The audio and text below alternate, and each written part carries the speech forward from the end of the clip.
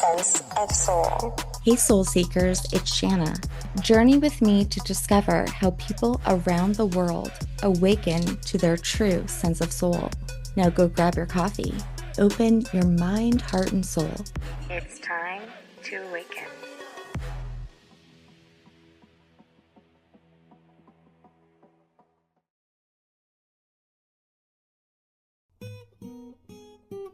Today on Sense of Soul, I have Lon Milo DuQuette. He is an American author, lecturer, musician, and occultist. He is a national and international governing officer of the Ordo Templi Orientis, one of the most influential magical societies of the 20th and 21st centuries. He is currently the Order's United States Deputy Grand Master and is an internationally recognized authority on Tarot, ceremonial magic, and esoteric Freemasonry. He's a bit of a Renaissance man, known for blending humor with deep spiritual insights. He's written extensively on Western esoteric traditions, particularly focusing on the works of Aleister Crowley and the Tarot. And he's joining us today to tell us about his newest book, The Tarot Architect: How to Become the Master Builder of Your Spiritual Temple. Please welcome Lon Milo DuQuette. How are you? I'm fine. How are you? I'm excited to talk to you. Uh-oh. This is a good book. Oh, I'm glad you have it. Yes. I'm going to be your student today.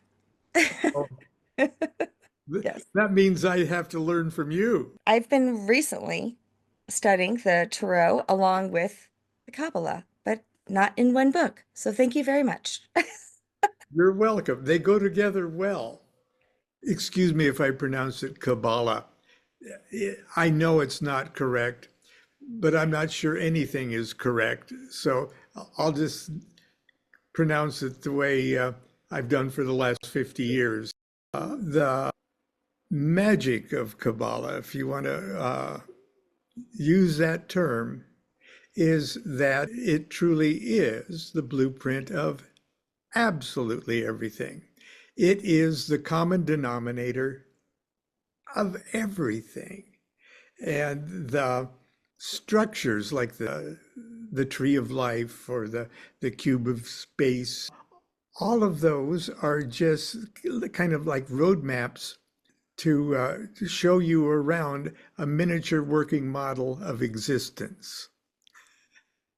I know that's yeah, I could say a miniature working model of the universe, and that would be correct too. Or a miniature working model of the cosmos, and that would be correct too.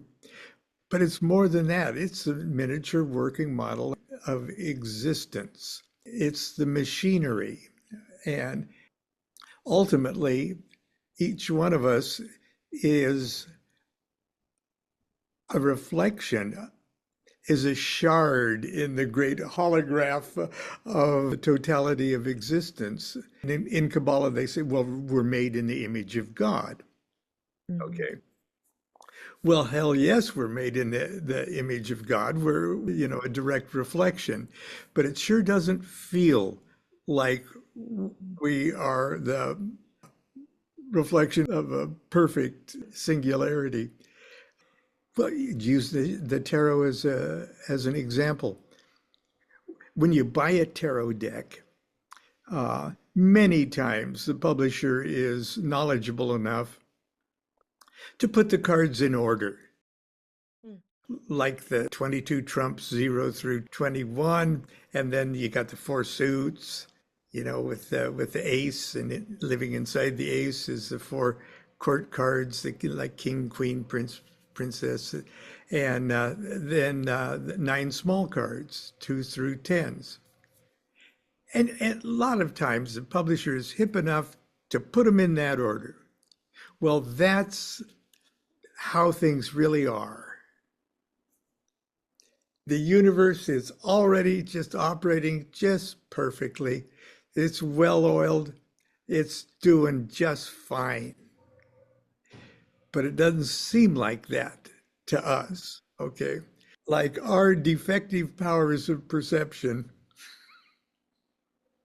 have shuffled our deck. Okay, we're attempting to deal with our imperfect powers of perception in a perfect cosmos. Okay, and that's what makes the tarot, so helpful as a tool, because it's like the flashcards of every aspect, every component of this perfect working model of the cosmos. And in biblical Kabbalah, they sort of liken that to King Solomon's temple. Okay.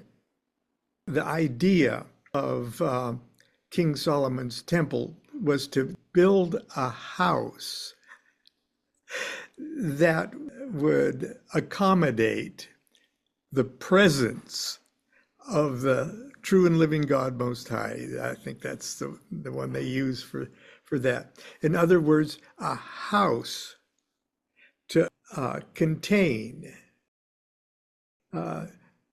everything. God's house on earth, and how can you do that? How could you build a building that could house something that's everything?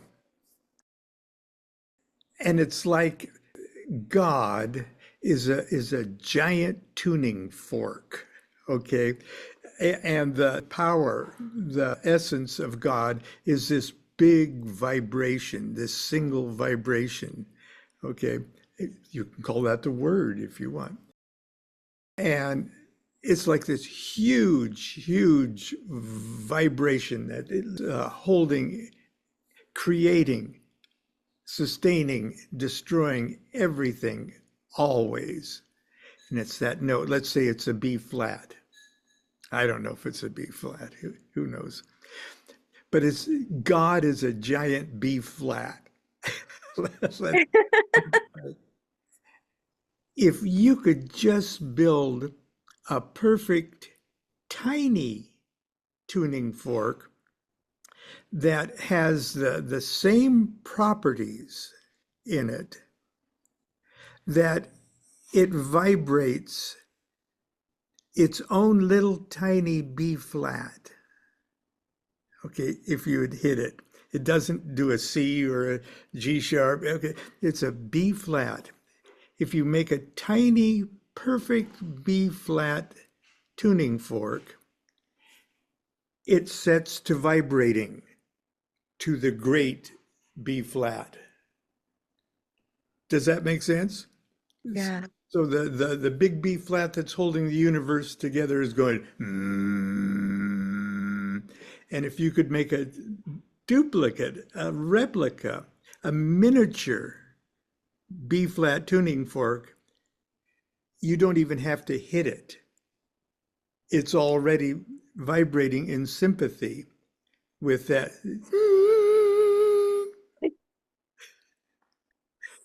So King Solomon's temple was building the tiny tuning fork. Wow.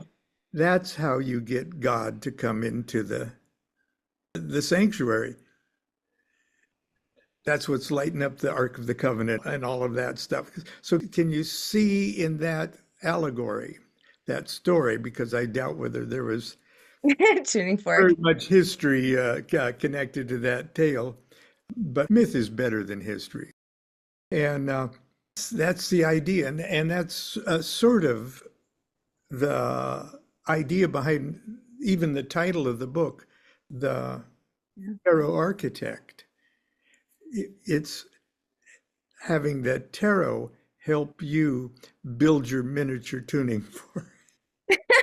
I'm loving it. Okay. You know, I have a mini series that is a private mini series, and I did a whole episode on Solomon's Temple, and it was a lot about the lyre, and the frequencies of the lyre. Yeah, so that's interesting. I just thought about that. He's in the music business. Yeah. No, I've been listening to your music all morning. Oh, really? Oh, you poor thing. Oh no. And no, I even was sending it to all of my friends, and I was like, listen how good this song is. So I Oh, thank love you. it. Thank you. It's funny that we're on the subject of Solomon.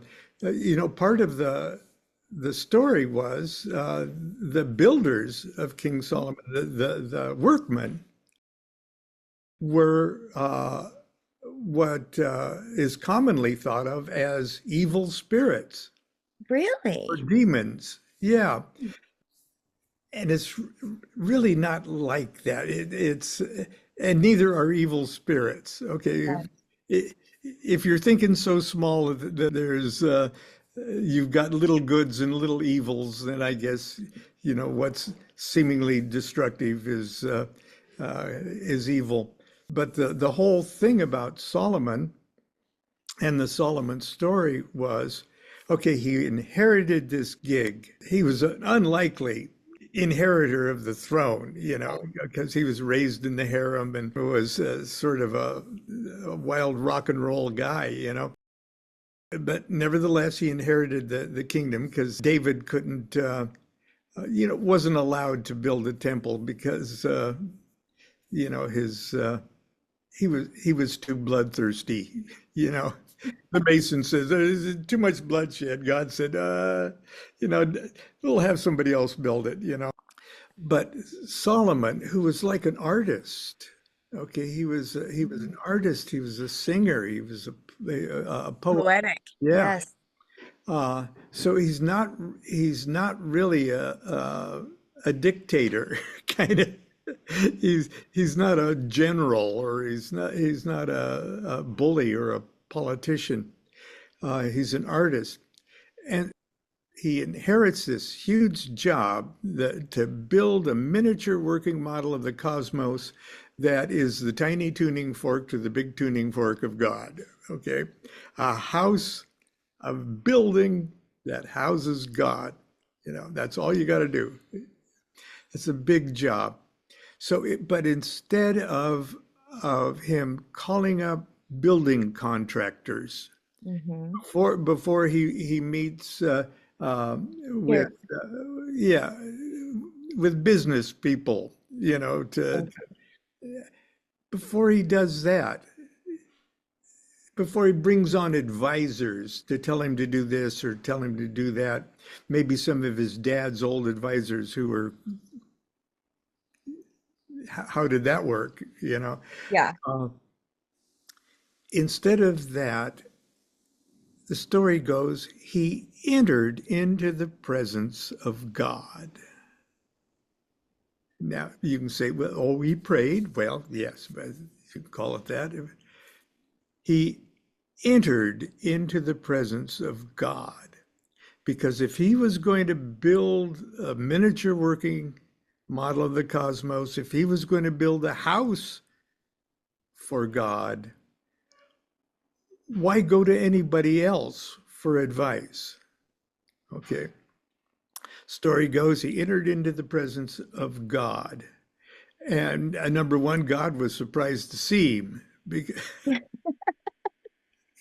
whoa, you know, uh, what do you want? He said, look, I'm supposed to build this house for you. Okay. And it's got to be absolutely perfect. It's got to be the most perfect replica of existence. Yeah, I can't do that. I was a liberal arts major.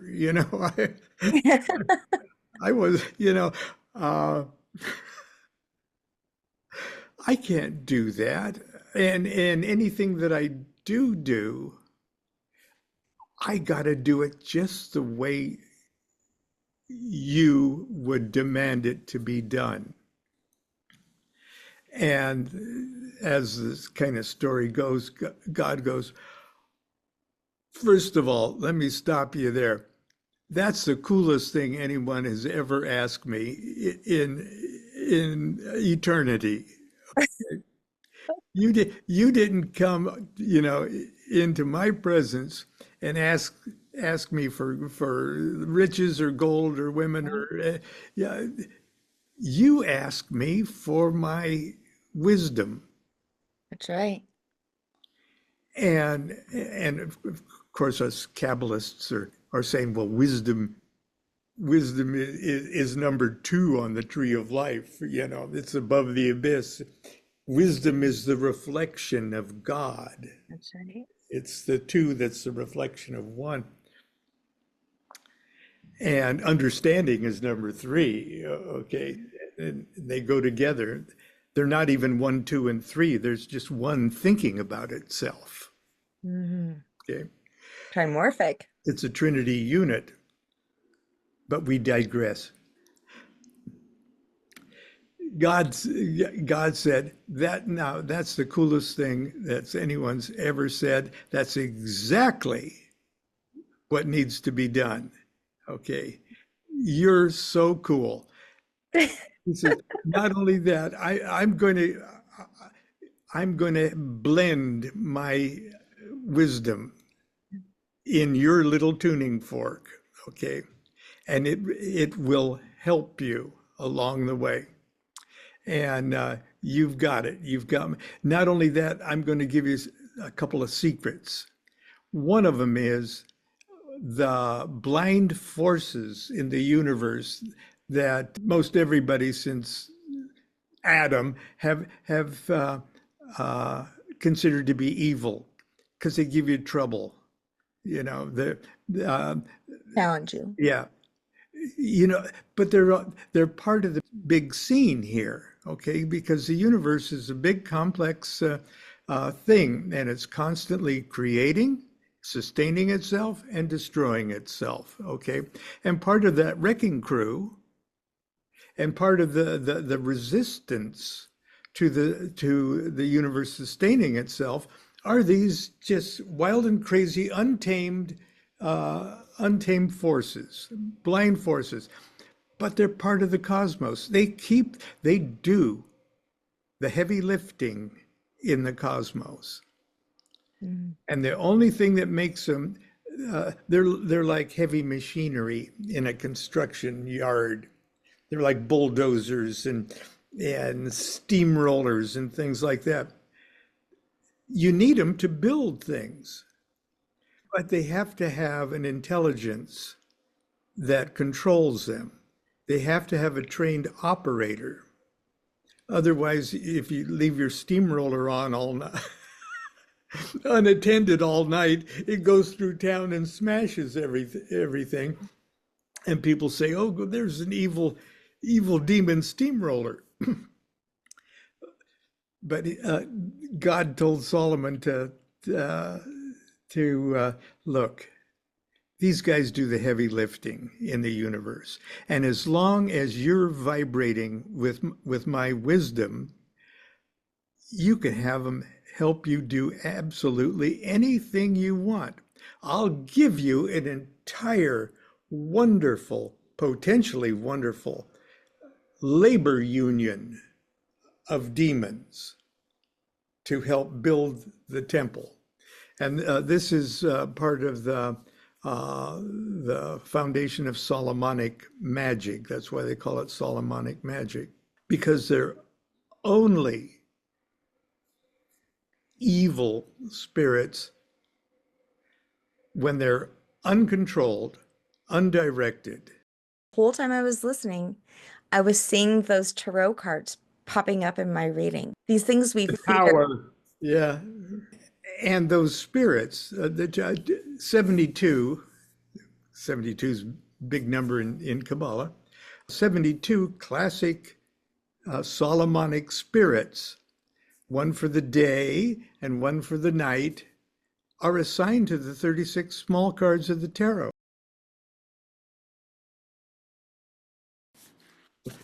Excuse me while I refer to DuQuette. Here is the Two of Cups. Okay. Now, in the book, I've got our Tarot of Ceremonial Magic in black and white uncolored, and part of the book is encouraging you to color your own complete deck and customize it. Stick your own stuff on there, make it yours. But here is the Two of Cups. Oh, I love it. Oh, Okay. Adorable. yeah. And it's a very accurate kind of, There's some story behind it, right? oh yeah. And all of the 36 small cards, the twos through tens of the four suits, represent 10 degrees in the zodiacal year, like 0 degrees to 10 degrees Cancer. Okay. And that's like roughly June 21st through July 1st. And it is assigned Venus in Cancer. That would make sense. Okay. Oh, there is such a tight anal retentive chart that makes sense of why Venus is assigned to it. And it's easier just to show it than it is to describe it, so I won't even get into it.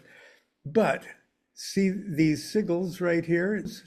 That one right there is the day spirit, the day, literally, Goetic demon. Okay. And that's Buer. And the one for the night is Bifrons. Now, if left unattended, those guys sink ships and cause wars and everything else.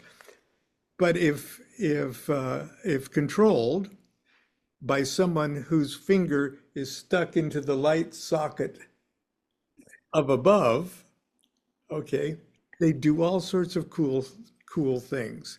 Not only that, but these guys, uncontrolled, are already running amok in all of us. Mm-hmm. The idea is to get them under control and give them real jobs to do. 72? 72. One for the day and one for the night. And not only that, they share their roommates, their Deccan roommates, with the 72 angels of the Shemhamferish. So if you feel uncomfortable rooming up and hanging around with Goetic spirits, just say, well, bring your friend, the spirit of the Shemhamferish along with us, yeah. And those spirits are written right above them. So we got the dates. Oh, and there's a Nokian magic thing that goes with this. I need those too.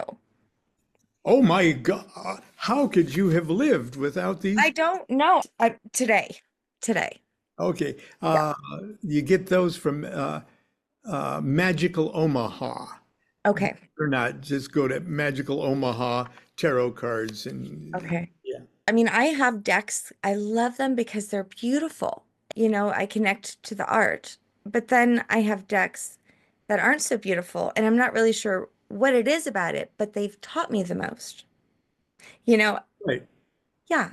But one of the things that I did during my journey is I felt called to design my own deck. I never did anything with it. I just have it. But I was following just this, I was just leaning into, and I love to do art. And so each card became its own journey. Of course, it's a universe in itself. Every tarot card is the same tarot card looked at a different angle. Yeah. Oh, I love that. There's so much. And, I've also learned just, because I'm a recovering Catholic, I've learned to question many of the things that I've been told and learn by experience, right? And also see the allegory in many of the things and the mythology also. In many things. It's so complex. There's so much. Someone once challenged me, what does an allegory mean? I'm like, well, it's a story within a story within a story within a story that has a deeper meaning. And then that has a deeper meaning. It's infinite. Right. It is infinite. It's an infinite Russian doll. There you go. I love those things. Yeah. And I feel that way with the Tarot and with the Kabbalah. is that as you're learning these, you're going deeper and deeper and deeper. It's true, true. And it's good to look at things as a journey too, but also look at it this way. You are changing. The you that's taking the journey, the you that took the first step has changed before it becomes the you that takes the second step. And it's really easier to try to look at things linearly, like the climb up at the tree of life. Well, yes. Well, I'm now a zealotor, or I'm a philosophist now here up in. Uh, when it's more like the current level of consciousness that you currently identify with is, yeah, Hod or Netzach or Tifereth. Okay, it's still you. If people look at the 10 emanations of the tree of life as a roadmap, and as I awaken uh, uh, spiritually, as I awaken, as my consciousness expands from where it was centered down in number 10, and now I've changed, I've mutated myself. However, it doesn't have to be through exercises or tarot cards or anything, just life experience. And ultimately, everything between cradle and grave is life experience. Uh, and you're now firing on the cylinders of number 9, okay? But you don't leave number 10. There's a path that goes from 9 to 10, and you bring your 10ness up with you. Okay. So when you're 9, you're a 10-9. And when you've raised your consciousness to 8, you're a 9-10-8. Okay. And those paths that you see drawn on the tree of life, it's like a huge cosmic novelty flavor straw. Yeah, okay, now uh, God up in number 1 in Kether is just sucking you up the tree of life, and you're dragging your 10ness up to here, and your 10ness and 9ness up to here, and your 10, 9, and 8ness over here. Does that make any sense? Yeah, and I love how you said there it's almost like a death in between each one. Oh yeah. You're transforming. You know what? I have to also go back to a little bit about you were mentioning how there's like polarity involved, and that's something that I have, of course, there's like the feminine and the masculine and the light and the dark. And one thing I had come across, I mean, all my journey was just through synchronicity. I mean, I never seeked any of this. And through synchronicity, I learned of the Gnostic Gospels and Sophia. I read Pista Sophia first, actually, J.J. Hertox, and it started there. But what's interesting is that I noticed, or I found something. There was like a code. I think it was a cipher. The cipher for if you took the word Baphomet and Sophia and you used this cipher, they were the same. And I thought that was interesting. And what was sticking out at the time, this is the beginning of my journey, it's the beginning of my book I'm writing. I saw the first 3 letters of my last name, which is Vav. And my last name is Vavra, Vavra. And I kept following Vav. What's Vav? You know, even though I do have Jewish DNA, this was hidden. So I didn't realize that. And I'm a genealogist now because of my ancestry journey was so intense. But one of the most beautiful things I've learned through Sophia and Baphomet is just what you were saying earlier. There's light to dark to everything. And I had experience outside around that time, I think the same week, where I was sitting outside in my backyard But it was the strangest thing. I could see the sun and I could see this crescent moon, and they were right there. I didn't have to move my head at all. It was so strange. And I was like, I just had learned about Sophia and Baphomet in my last name. And the Vav is that connectedness. I learned about that. I've studied the Hebrew alphabet, but all of a sudden, I was like, oh my God, one could not exist without the other. Everything came together in this moment, masculine, feminine. Then I looked up and I took pictures of all this because I'm like, no one will ever believe this. And there was one white dove above my head. And I was like, Oh, that's not fair. and I'm That's like, cool. what Yeah. is this? And it wasn't till years later, something pops up talking about something written by Rosicrucians called The Alchemical Marriage. And I'm looking at this, I'm watching them tell the story, and I'm like, holy shit.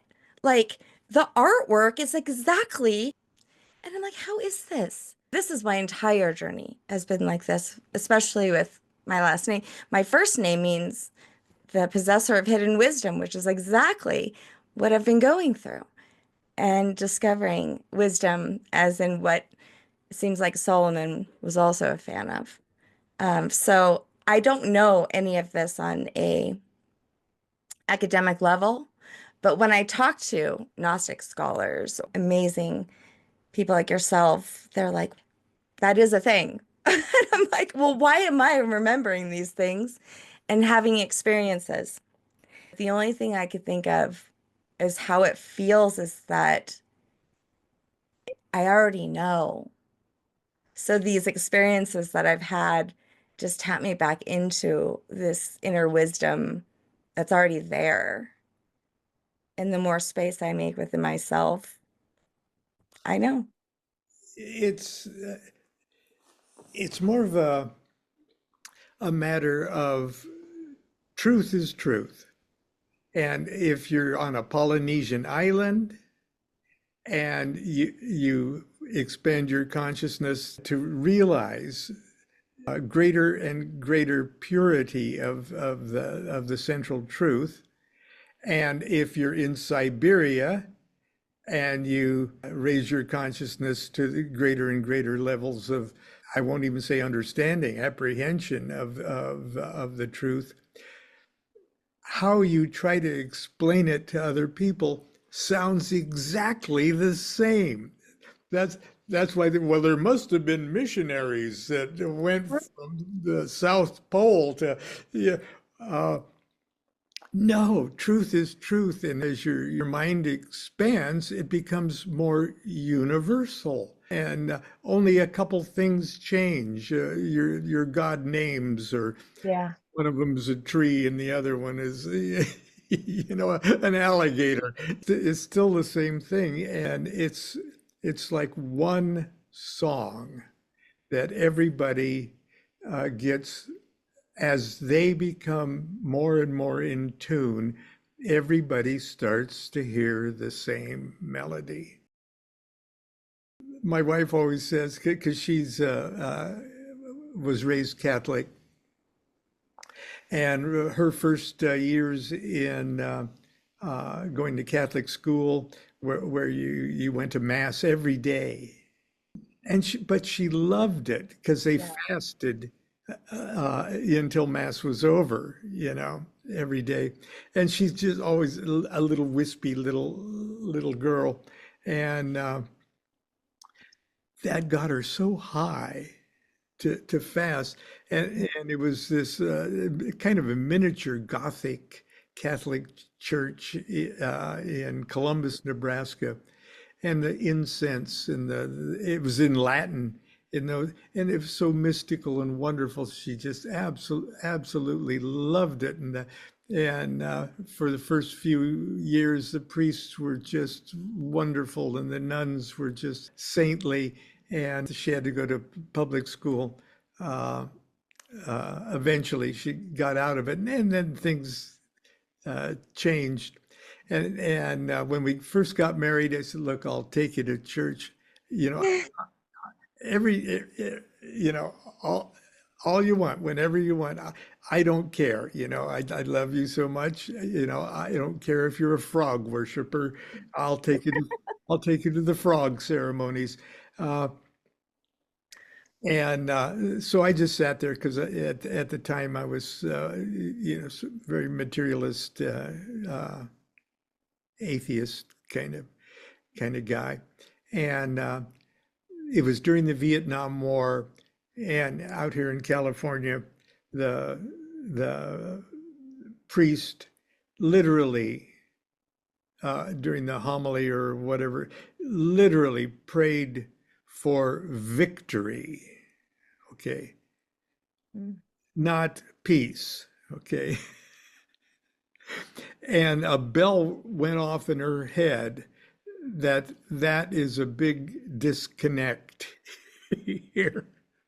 Okay, a big disconnect, and she's never needed to go back to mass again. That was it, because we were involved in the anti-war movement and and such. But it's such a difference, a spiritual difference, and a non-Christian, anti-Christian attitude to prefer victory over peace.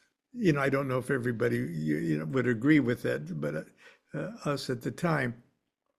But she always says, when we're around non-Christian and pagan friends and people who are into magic right away, thinks that it's cute to be blasphemous and anti-Christian. And she always says, now don't throw the baby Jesus out with the bathwater. Okay. Yeah. You could almost say that bathwater is about 1,000 years of Christendom. But don't throw the baby Jesus out with the bathwater, because that was a transcendent. So, but anyway, the Baphomet Sophia thing is something that is so subtle, and you can't actually use your meat brain to understand it, to get it. That's why it has, over the millennia, had to be communicated symbolically, and let the symbols deliver the message. And this is where saints like the Hindu Saint Ramakrishna and Aleister Crowley, it was their brilliance and their biggest stumbling block, because most everybody doesn't get it. Okay, and the early Gnostics, at least one sect in particular, said, look, we're going to symbolize the Sophia with the ugliest thing we can think of. I believe that. Yeah, because if you can't find the light in the darkness, you'll never find the light anywhere. Okay, and so let's just put a donkey head on her, and let's and that's just absolutely perfect. And the classic Baphometic image is so perfectly Sophia too. And Crowley had it, we're trying to deal with Hokmah and Binah is what we're really trying to deal with, okay? And both of those, number 2 and number 3 on the tree of life, they're above the abyss. There is no opposites above the abyss. Okay. Okay, there just is no opposites. And there's an aspect that we see in number 2 that sort of fits the all-father expansiveness, but you can't have expansiveness without assuming there's something that it's expanding into. And they're not two things, they're a single thing. There's the expansion thing, and it's creating what it's expanding into at the same time. And that is number three. Hindus would call that Shiva and Shakti. Mm-hmm. Okay, Hokma, Bina, Shiva, Shakti. Crowley calls it All-Father Chaos and Babylon. Okay, and he tried to embody that on a personal level by calling it the beast in Babylon, and personally, me and my Scarlet Woman in magical operations. Crowley, at least on one level for many years, couldn't operate on his own. He's only a half of something that operates. And if you'll look at his great magical operations, it was always done in tandem with his present girlfriend or his present wife. The whole Book of the Law, just he didn't write it; it came out of his wife. You know, she wrote it, and I can sort of identify with it because I've been married for 57 years, and when we're out with company, somebody asks me a question.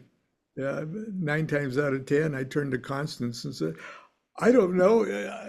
What do I think? What do I think, dear?" You know. And but anyway, so that. You know, it's interesting because when I first read Crowley and Levi, because I was searching for who is Baphomet, I had no idea who they were either. In fact, I was like, wait a second, is that guy that Ozzy Osbourne was singing about? Yeah.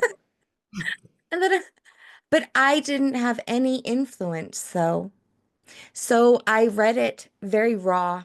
And at first I was like, wow, I really agree with these guys. This is very aligning with me. And then I'd read some things and I was like, this is sick shit. Wait, what?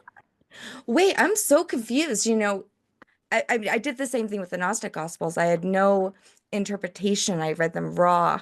And I was thinking, who is this Jesus? And I love Mary Magdalene, big time in here. And Peter, he's a jerk. You know, I mean, Not only is a jerk, but he's a dumb jerk. yeah.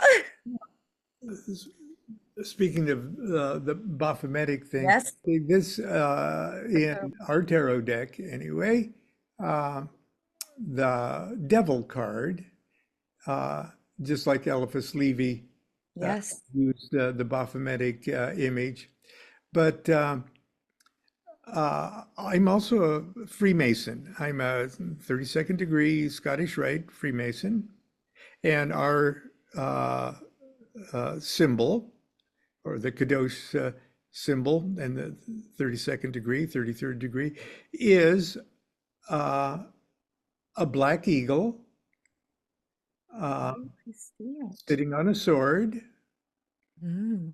okay, with a triangle over its head. And if you look at that image of the double-headed eagle and you just squint a little bit, okay, you see Baphomet. I do. Now, I'm not, trying to imply that 32nd degree Masons are all Baphomet worshiping Templars,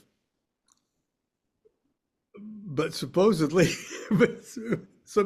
we are, you know. That's what I end up coming up with. Yeah. I And mean, when the Templars were brutally tortured, they said, who do you worship? And they said Baphomet. I believe that was Sophia. oh yeah, and I think I wrote a book called "The Key to Solomon's Key," and oh, you need that book. Okay, you don't have to read it; just buy it. Templars. Okay, first of all, the Templars, there were only 9 guys for the first 9 years, only 9 of them. And they were French noblemen's kids. Jerusalem had already been captured by the Crusaders, and a little funky little kingdom was set up in Jerusalem. There was a mini king, Baldwin, I believe his name was, and there was a mini patriarch, a mini pope even in Jerusalem. And these 9 guys come clip-clopping across Europe. Once all of the fighting was over for a while, and they'd occupied Jerusalem, they immediately show up at the door of King Baldwin and said, "Call the mini pope in here because we want a meeting with." Okay, 9 guys had the clout to show up at the king's doorstep and have the king have the mini pope come on over to get in on this. And they have a little powwow of some kind, have some espresso. And at the end of that meeting, they were given the precincts of what they called the Stables of Solomon on Mount Moriah, which was the most mythical place in the whole area, where creation itself supposedly spit out of the mouth as a giant stone from dragon Tahum or something.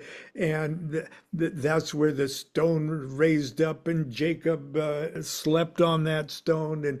And it was the place where supposedly Jacob was, it's a holy place.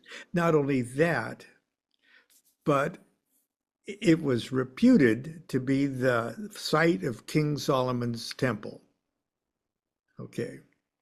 Now, we mostly all of us know, unless we're just really superstitious or ill-informed, that the historicity of the story of Solomon has no support in empirical history. But those guys didn't know that. They were given the precincts of what they thought was King Solomon's temple. And for 9 years, those 9 guys poked around. Not only that, for 9 years, those 9 guys lived in Jerusalem and talked to people. Okay. And said, "Hey, what was your grandfather doing, when King Solomon's temple was built there?" And they, "What? What are you talking about? We've got family going back." None of that happened. What are you reading? What do or with the Templars, what are you smoking? And whatever it is they found, they didn't have to find anything.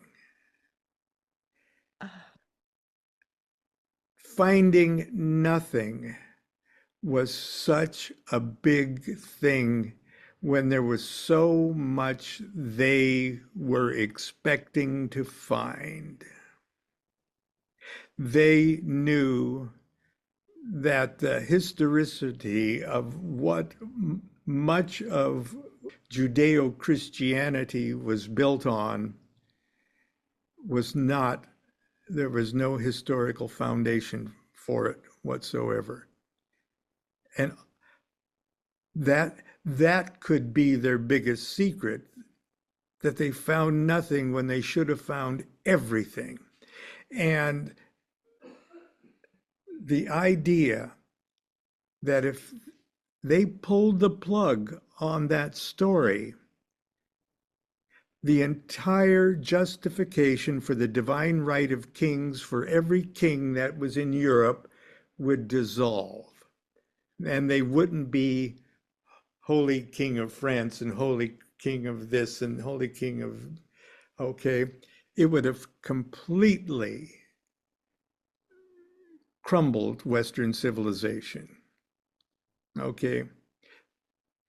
They went, after 9 years, they went back and they talked to one of those knights, St. Bernard. And at the end of that, St. Bernard said, look, I'm going to go to the Pope with this, and I'm going to set you guys up as an order of your own. I'm going to set you guys up. The Pope's going to give you carte blanche to do whatever you want to do.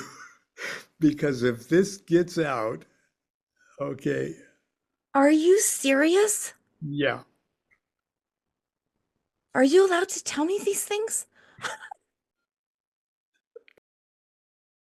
Okay, now it didn't even have to actually historically be that there was no King Solomon. It's just that they thought that it should. This idea would completely remove the keystone of the entire narrative of both the Old Testament and the New Testament. Okay. But because at the time hardly anybody could read, nobody, Right. the Bible wasn't Christianity, the church was Christianity. The corporation that was the church was Christianity. And this one little thing could have thrown a monkey wrench in the whole thing. And that's why for the next 200 years, the Templars could do whatever they wanted. They become the largest single military body since the Roman legions. They had the largest fleet of sailing ships, more than any other single country. Largest financial institution. They were the largest. They invented checking. Okay. Kings, European kings borrowed money from them. Nowadays, they're just like a little blip in the history books. No, Yeah. they ran the planet for 200 years, and they all got busted on the same day. But anyway, they rode high for a while, and there was, I'm sure that they were arrogant and abused their privileges for a while. But the idea that it freed them. It freed them spiritually. It freed them mentally. They were no longer stuck with the same inevitability of heaven and hell that the rest of the corporate church had on everybody. We were the only citizens of the world, Western world, who could travel from country to country without a passport. They were free. I get it. Okay. And when it came time to, literally build as architects the cathedrals and things, the only educated people, the only people who were free enough to know science and geometry and things like this were at least the echo of the Templars.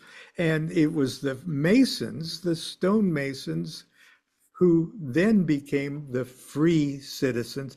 They didn't need a passport. They were free Masons. And they could travel from country to country. But I'm trying to tell you the entire history of Western civilization here. What's so interesting is that's exactly what they figured out, was how to be a master builder of their spiritual temple, free. There we go. We brought it around. It's amazing. And you know what? I think that for my journey, and my listeners know, I've had such a journey with everything hidden. I'm French Creole, so can you only imagine, how much of that was hidden? Yeah. My dad's family was, Czechoslovakian. They hid that they were Jewish. I mean, so many things, my religion. And so I've really truly been working on master builder of myself. And so I know this is going to help me and enlighten me. I'm excited. I'm an artist too, so I look forward to it's a coloring book. Hello. It's amazing. It's the best coloring book I've ever received. Thank you. And please feel free to add your own goodies to it that you think should belong on the cards. Try to keep to the color scale though, because those are vibrations of light, colors of light. Yes. If you don't have a guitar or a pitch pipe or something, because each of those cards has a musical note attached to it. So Frequency. while you're I love that. I love that. Isn't it interesting how everything just perfectly fits? I love it. Thank you so much. You have enlightened me big time. okay, Thank you. Thank you. Many blessings to you. I appreciate you. all right. Bye bye. God.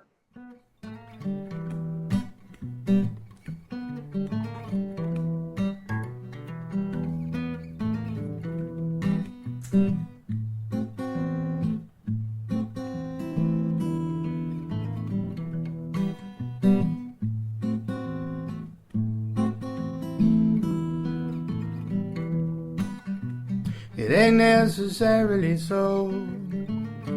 Ain't necessarily so. Things that you're liable to read in the Bible ain't necessarily so.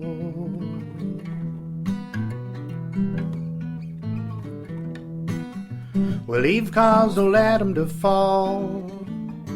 Eve caused old Adam to fall. The reason we all grieve, we blame it all on Eve. Oh, Eve caused old Adam to fall. But it ain't necessarily so. Ain't necessarily so. Things that you're liable to read in the Bible ain't necessarily so.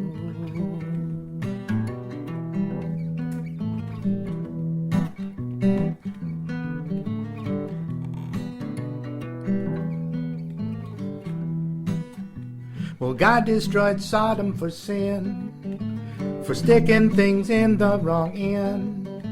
'Cause man laid with man and woman laid with woman. Well, God destroyed Sodom for sin. But it ain't necessarily so.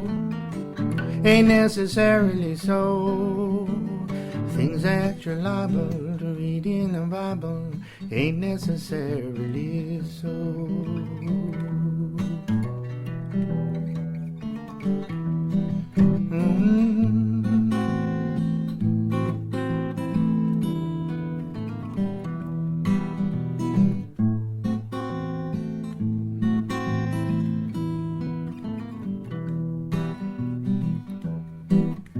They crucified Jesus, he died.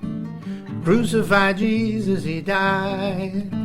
For 3 days they stored him, but on Sunday morning they tell us he walked out alive. But it ain't necessarily so. Ain't necessarily so. Things that you're liable to read in the Bible ain't necessarily so.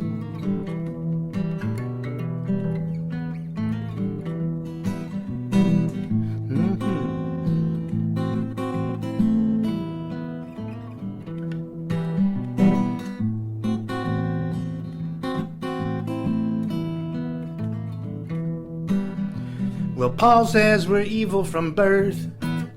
Every man, woman, child upon earth deserves condemnation in hell's conflagration. Well, Paul says we're evil from birth. But it ain't necessarily so.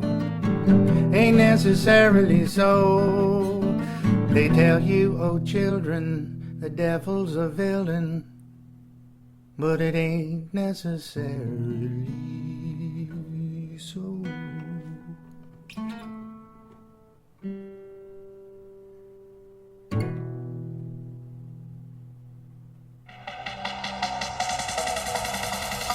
Sense of soul.